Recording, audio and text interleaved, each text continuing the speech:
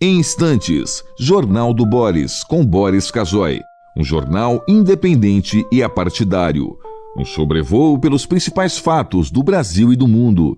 Política, economia, cultura e esporte todas as manhãs. O Jornal do Boris começa daqui a pouco, às 8 horas. Enquanto isso, você que assiste pelo YouTube, não deixe de se inscrever no canal.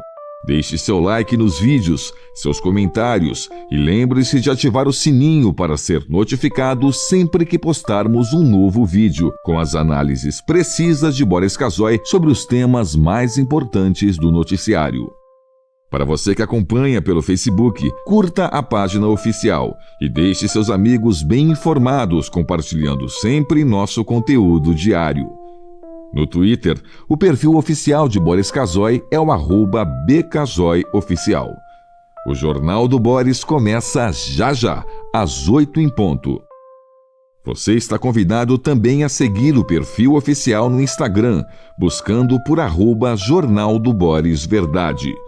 Lá você encontra fotos raras, objetos antigos da coleção particular de Boris Casoy e fica por dentro do cotidiano deste jornalista com mais de 60 anos de carreira.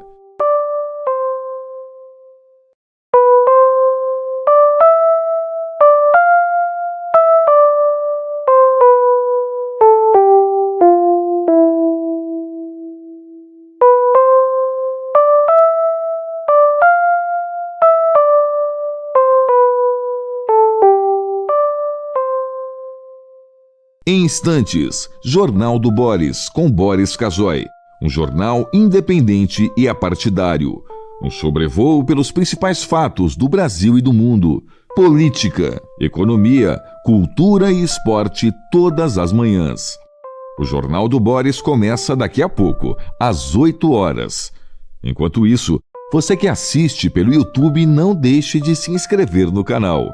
Deixe seu like nos vídeos, seus comentários e lembre-se de ativar o sininho para ser notificado sempre que postarmos um novo vídeo, com as análises precisas de Boris Casoy sobre os temas mais importantes do noticiário. Para você que acompanha pelo Facebook, curta a página oficial e deixe seus amigos bem informados, compartilhando sempre nosso conteúdo diário. No Twitter, o perfil oficial de Boris Casoy é o @bcasoyoficial. O Jornal do Boris começa já, às 8 em ponto. Você está convidado também a seguir o perfil oficial no Instagram, buscando por @Jornal do Boris Verdade. Lá você encontra fotos raras, objetos antigos da coleção particular de Boris Casoy e fica por dentro do cotidiano deste jornalista com mais de 60 anos de carreira.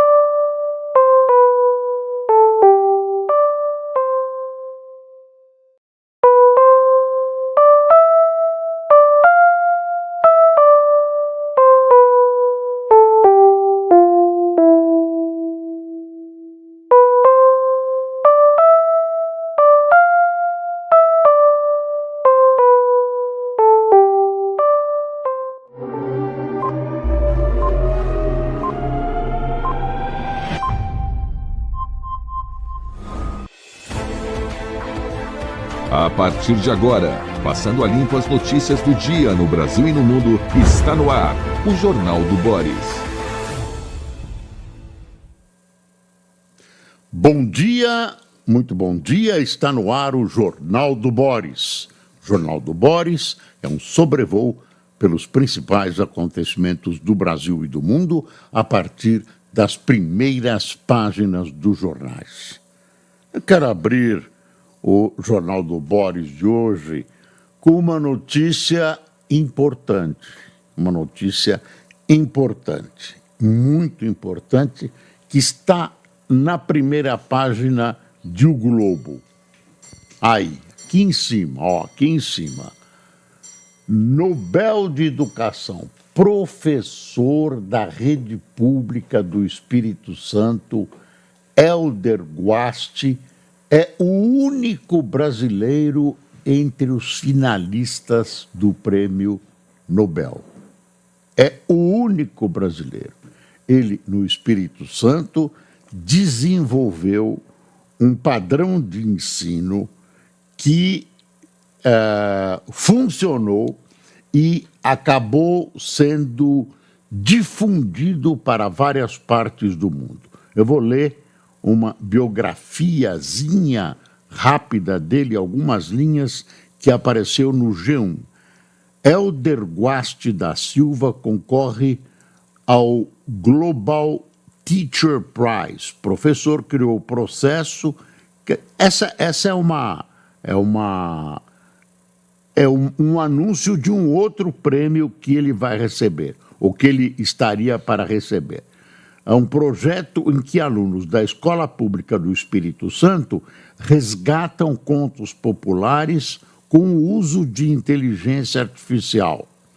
Hélder Guasti herdou da mãe, professora, o ofício e o prazer em conhecer as histórias e a vontade de mudar a realidade dos alunos. Foi a inspiração para que ele desenvolvesse o projeto Como Diz o Outro, que levou o professor a ser finalista do prêmio. Tá? Esse prêmio International Global Teacher Prize é considerado o Nobel da Educação. Não é o próprio Nobel, mas é considerado o Nobel da Educação, segundo o Globo, que eu estou mostrando aqui, o Globo Nobel da Educação, professor da rede pública do Espírito Santo, Hélder Guasti é o único brasileiro entre os finalistas. Eu estou abrindo o jornal pela importância que isso tem na medida em que a educação tem sido, apesar de algumas tentativas, relegada a um plano secundário no Brasil. Há alguns esforços, algumas tentativas, mas eu não vou repetir, professor mal remunerado, escolas quase funcionando sob escombros, enfim. Mas aí aparece um professor que brilha, né? Gente que brilha no Brasil e que mostra a nossa condição de, pelo menos, ter criatividade.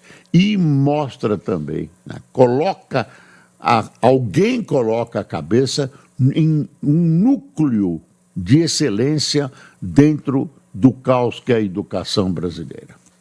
Bom, tem uma outra notícia, essa ruim, da queda de um avião. Olha, avião com 64 pessoas se choca com um helicóptero militar e cai em Rio, nos Estados Unidos. Frio dificulta resgate. É um avião da American Airlines, trombou com um helicóptero, pelo jeito um helicóptero militar.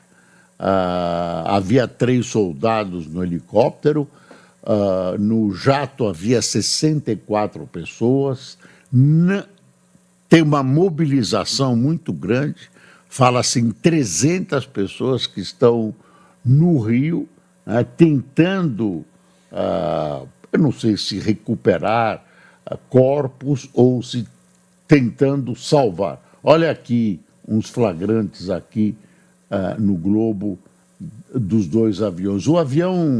Esse avião da American Airlines estava na reta de descida para o aeroporto nos Estados Unidos.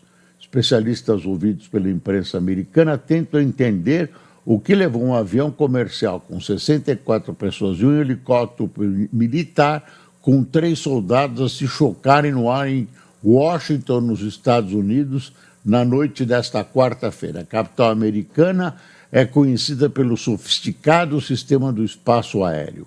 A Torre de Washington dispõe de 2 frequências de rádio para comunicação, uma para helicópteros e outra para as demais aeronaves, diferentemente de outros centros de controle. Enfim, patinadores artísticos dos Estados Unidos estão entre as vítimas do acidente aéreo em Washington.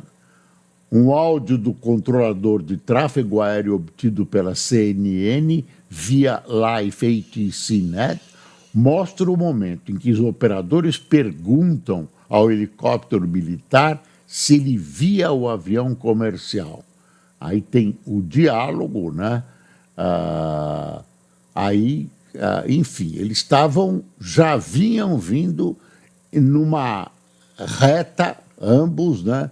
Que podia prever o acidente. Eu não vou entrar em muitos detalhes, nós vamos esperar para ver o que está acontecendo, se tem sobreviventes. Olha, um vídeo que flagra a colisão. Não sei se dá para ver esse vídeo aqui, mas você vê que está na direção do aeroporto. Olha aí, esse vídeo. Dá para ver, né, Fernando? Tá? A parte da infraestrutura que segura esse jornal é o Fernando Ceá, o Luiz Antônio Nartes, o Cássio da Silva Emerique e a Iraci Teixeira. Né? De vez em quando é bom você saber, está aqui, ó. Não dá para ver direito, né? Mas olha, parece que o choque aqui foi de noite, né? Pequenininho aqui, está no globo. Estão mostrando aqui umas luzes. O aeroporto está muito perto, né? Mas fica difícil a gente divisar daqui exatamente o choque, como anuncia os jornais. Patinadores artísticos dos Estados Unidos estão entre as vítimas. O casal de patinadores campeões do mundo de 94 foi encontrado à beira do avião, segundo agências russas. Isso são um casal de patinadores russos. Enfim, ainda as notícias não têm precisão e as coisas vão ser reveladas para você se aparecer alguma coisa durante o nosso noticiário, durante a nossa informação. Outra notícia importante desta manhã é que o Hamas liberou uma refém israelense e alguns tailandeses que tinham sido também sequestrados pelo movimento terrorista do Hamas. Então vamos ver daqui a pouco essa notícia com mais exatidão. Quem foi liberado, como é o nome dessa moça, enfim, eu sei que ela já se encontrou com a família, eles foram entregues pelo Hamas e o Israel estava para soltar 104, eu não sei exatamente, mas são mais de 100 presos do Hamas. Olha aí, que a gente falou em educação, 50 escolas que registram mais vulnerabilidade em São Paulo terão gestão privada de secretário de meninos. Olha aqui, mais refém libertado, está aí na Folha já, como parte do acordo de cessar-fogo, Hamas lidera mais 13 israelenses que devem retornar para casa em operação não prevista em calendário de trégua. Tá diferente das outras notícias que fala em uma refém só. Eu estou achando que os outros são tailandeses. Daqui a pouco a gente fica sabendo direitinho. Só tem basicamente alguns flashes, né?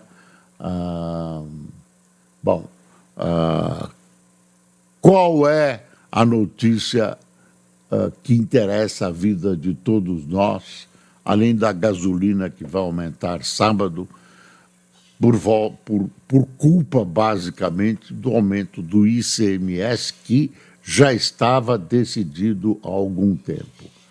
A notícia é essa aqui. Com Galípolo, Banco Central eleva juros em 1 ponto e confirma nova alta.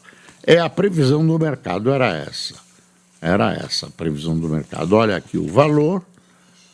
BC aumenta a Selic para 13,25 na primeira reunião com Galípolo no comando. Folha de São Paulo, o BC confirma elevação da Selic para 13,25 ao ano na estreia de Galípolo. Aí veio o pessoal do PT, do pessoal mais da extrema esquerda do PT, né, a dona Gleisi Hoffmann, dizer que a culpa é do Roberto Campos. Quer dizer, nem isso. O Lula, que reclamava muito da manutenção ou aumento dos juros, ele quer a baixa dos juros para poder gastar mais, sem perigo de inflação, aquela conversa toda, não falou nada, dessa vez não falou nada. Com o Roberto Campos ele abria as baterias. Nos Estados Unidos, o Fed interrompe corte de juros, apesar da pressão do Trump. Para o Trump era boa essa queda de juros, mas o Fed manteve a interrupção do corte de juros. Interrompe corte de juros. Não manteve, ele interrompeu. Deixa eu ver aqui. O Copom, Comitê de Política Monetária do Banco Central, cumpriu expectativas e elevou ontem a Selic de 12,25 para 13,25, 1 ponto percentual. Em dezembro, o colegiado havia subido a taxa básica em 1 ponto percentual e prometido altas de mesmo patamar em janeiro e março.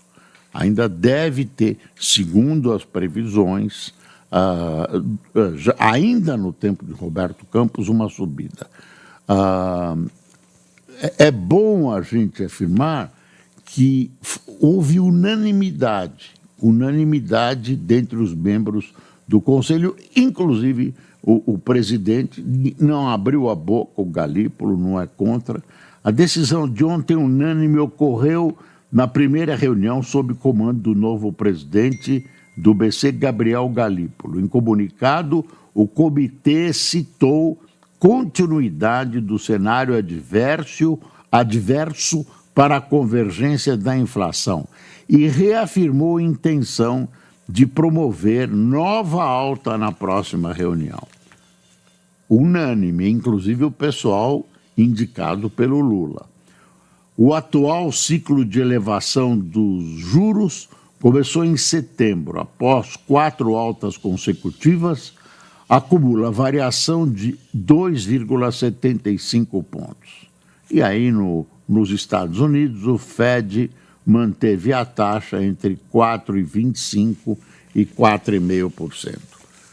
Então, isso tem reflexo em tudo, né? Tem reflexo em tudo, essa alta, reflexo no crédito, reflexo na inflação, segura a inflação, aumenta a inflação, né? Custa mais caro o dinheiro, refreia o dinheiro, segundo muitos, tem um aumento, né? Mas segura a inflação. Eu não vou aqui trabalhar com teoria econômica, que eu, aliás, entendo pouco, como a maioria dos especialistas também não entende muito. Quer dizer, quando você aumenta a inflação, você reduz o movimento da economia, reduz o crédito, você consegue baixar a inflação desse jeito, né? Você diminui o movimento da economia. No fundo, é isso. Kassab chama Haddad de fraco e diz que PT perderia a eleição se fosse hoje. Quero voltar à inflação. Quer dizer, o Lula continua querendo gastar. Né? E agora silenciou. Gilberto Kassab, presidente do PSD, disse que Fernando Haddad da Fazenda tem dificuldade para comandar. O ministro da Economia fraco é sempre um péssimo indicativo, afirmou. Declaração abalou a relação do governo com a legenda. Dá uma espiada nisso. O Kassab é um bom termômetro, ele é o presidente do PSD. Ele faz uma declaração dessa, que é uma declaração que a gente pode analisar como oposicionista, ele pode dizer que é construtiva. Ele tem 3 ministérios. O PSD detém 3 ministérios no governo Lula. E o seu presidente faz um ataque desse tipo. Ele é secretário no governo de São Paulo. Qual é a importância do que ele falou?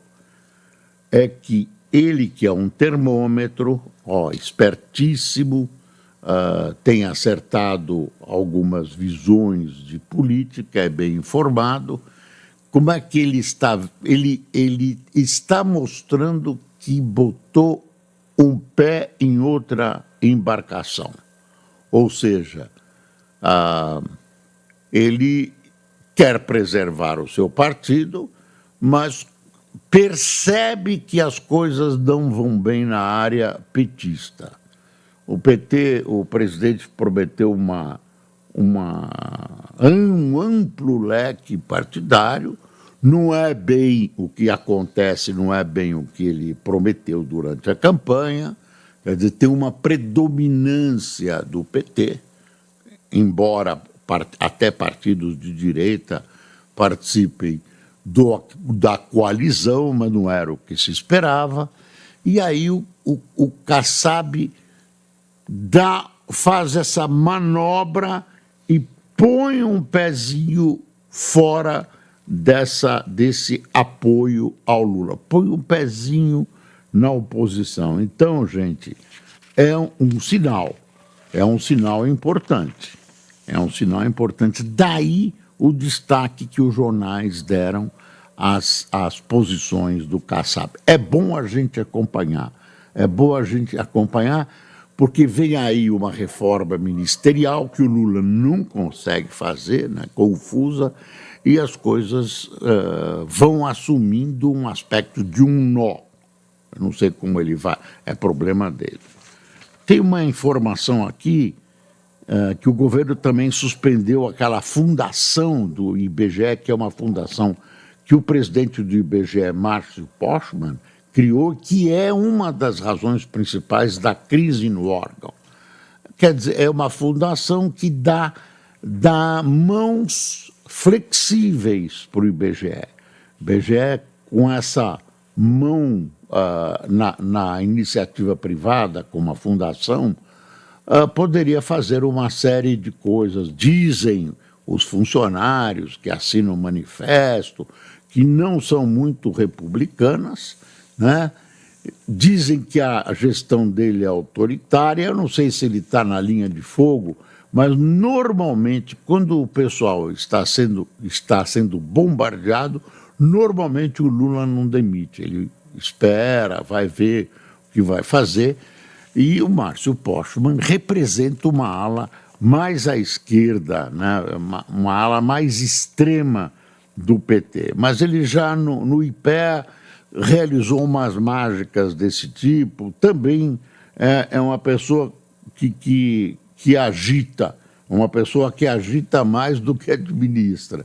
E acusações de que a iniciativa privada nesse IBGE paralelo poderia participar e financiar, o que prejudicaria a imagem impoluta, considerada impoluta do IBGE, etc., etc. Também o Trump recuou, deu uma recuada naquela questão do terceiro setor, nos auxílios, né? Deu uma recuada, teve um ataque de lucidez e deu uma recuada porque mexeu com o mundo, né? Mexeu e de repente, né? De repente. Aí tem um artigo aqui do Vinícius Prates, eu vou ler o título para vocês. Trump aposta no dumping socioambiental. Expulsão de imigrantes e a reversão da transição energética visam instaurar um regime de superexploração da força de trabalho e da natureza. É como ele é visto por amplos setores, especialmente de esquerda. Olha aqui. Relação do governo com o PSD estremece em meio à reforma que levará Gleisi ao ministério. Críticas de Gilberto Kassab, presidente do partido Haddad, são recebidas como prova de que não há garantia de apoio à reeleição. Está botando o pezinho do outro lado. Em compensação, tem uma entrevista do Alexandre Padilha dizendo não existe bala de prata para resolver a queda na aprovação de Lula. Ministro das Relações Institucionais diz que pesquisas mostram o que o presidente já cobrava do governo, quer dizer, ele está separando o presidente do que está acontecendo em termos de imagem. E aposta em aprovação de projetos essenciais para a correção de rumos da economia, como a reforma do imposto de renda. Você acha que vai diminuir? Gente, vai piorar. E aqui tem um remédio que o Lula está tentando para garantir a sua popularidade. Garantir, para melhorar a popularidade. Com popularidade em baixa, Lula planeja, ainda não está acertado, turbinar crédito consignado a trabalhador. Já está conversando com os banqueiros e tal. Em acordo com o banco, está aí. Expectativa é de movimentar até 130 bilhões em empréstimos a 40 milhões de trabalhadores. Empréstimo a juros baixos, tempo prolongado mais empréstimo consignado, quer dizer, vem no salário, vem na aposentadoria, etc., o que garante aos bancos que vão receber esse dinheiro, e daí eles podem diminuir os juros com essa garantia. Esse é o significado aí está aqui uma foto do Lula. Lula no Planalto incentiva para ampliar crédito consignado. Lula no Planalto, 2 pontos.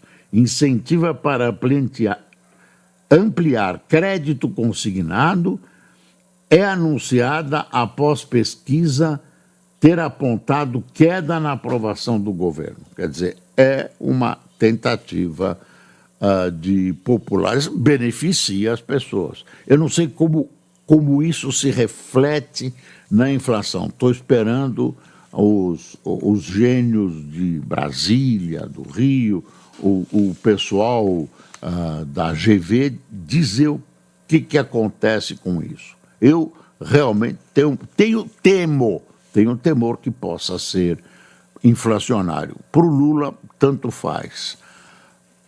Em primeira reunião, a reunião do Galípolo, o governo suspende fundação. Eu estou vendo o Estadão. Prefeitura rompe com empresas de ônibus acusadas de ligação com o PCC. Empresas Transwolf e UP Ônibus, acusadas pelo Ministério Público, serão substituídas como concessionárias. Você lembra que o Datena usou essa questão bastante contra o então candidato a prefeito? Você lembra? E existem suspeitas fundamentadas sobre a presença do PCC. Já estão na política, já estão nas empresas.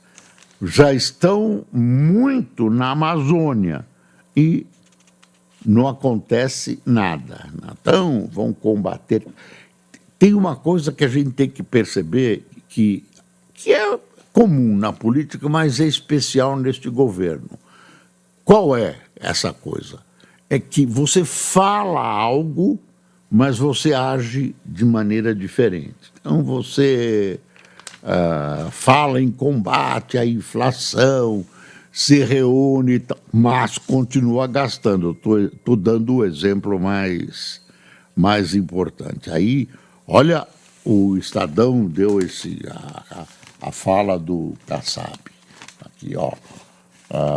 Kassab afirma que Lula não seria eleito hoje, chama Haddad de fraco. Eu estou imaginando que devia ter uma foto do Kassab, aqui tem uma foto do Lula. Aí Zema, 2 pontos. Olha o Zema, governador de Minas Gerais. Bolsonaro é nome mais competitivo para 2026. Aí vão aparecendo os nomes. Olha, destino do PSDB opõe interesse de Aécio e Cirilo.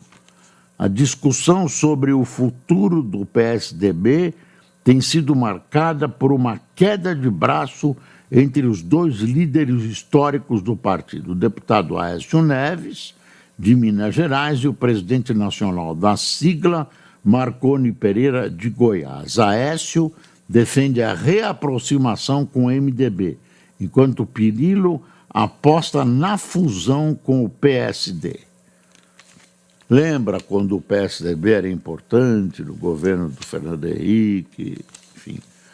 Tem o William Vac aqui, que é o âncora da CNN e comentarista aqui do Estado, dizendo: cenário preocupante. Diversos componentes estão se combinando para formar uma só crise. É a visão dele, que é um bom analista. É até com certa fleuma que Lula parece caminhar para um cenário dominado por componentes preocupantes. Ou então é a calma dos que ignoram o que pode acontecer, pois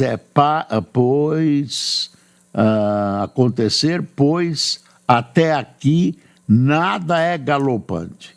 A tendência da inflação, o pior inimigo da popularidade de qualquer governo, é de debitar, de o quê? De subida. Os gráficos apresentando para cima a inflação já vêm desde a metade do ano passado. Não causaram pânico, mas seu efeito corrosivo é palpável. O mesmo corte, tal, aí analisa, né, a inflação sobre a imagem do presidente e do governo. Apesar de criticar, PT convoca a meta para dar curso a dirigentes. Tem essa discussão de se você pode fazer mototáxi. Olha, eu acho que mototáxi, eu não gosto, acho perigoso. Agora, em algumas cidades, eu acho que não dá mototáxi. Desculpe o Uber, o 99, quem defende. Eu acho que em São Paulo é perigoso, é muito perigoso. É atraente porque é barato, a pessoa acha que com ela não acontece. Tem uma estatística aqui que ninguém tem certeza se é ligada a isso, de que os acidentes de moto aumentaram com essa presença desses motos, táxis aí circulando em São Paulo. São Paulo tem um trânsito, eu não preciso dizer complicado e tal. Big Techs agora sugerem que DeepSeek, aquela chinesa, né, fez cópia irregular de dados para a sua inteligência artificial. Microsoft diz suspeitar que empresa chinesa usou plataforma da OpenAI para treinar seu próprio modelo mais barato e AI, OpenAI, e que rivaliza com os das gigantes americanas. Aí tem o criador da inteligência artificial, depois DeepSeek quer explorar significado da inteligência. Aí fizeram um teste com a inteligência artificial, perguntas que podem ferir o regime comunista chinês, não responde. Quer dizer, é uma inteligência artificial limitada pela ditadura chinesa. Trump pretende usar Guantánamo para deter 30 mil imigrantes ilegais. É outro devaneio do presidente, só que ele é presidente e, de repente, ele transforma em realidade. Prender 30 mil em Guantánamo. Cabe, né? Mas, pelo amor de Deus, 30 mil pessoas, não quero nem... Eu acho que isso é uma loucura. Quem tomou cafezinho conosco? Natan Gonçalves, Caleb Kaká, Sérgio Silva, Isabel Rosa, Arnaldo Silva,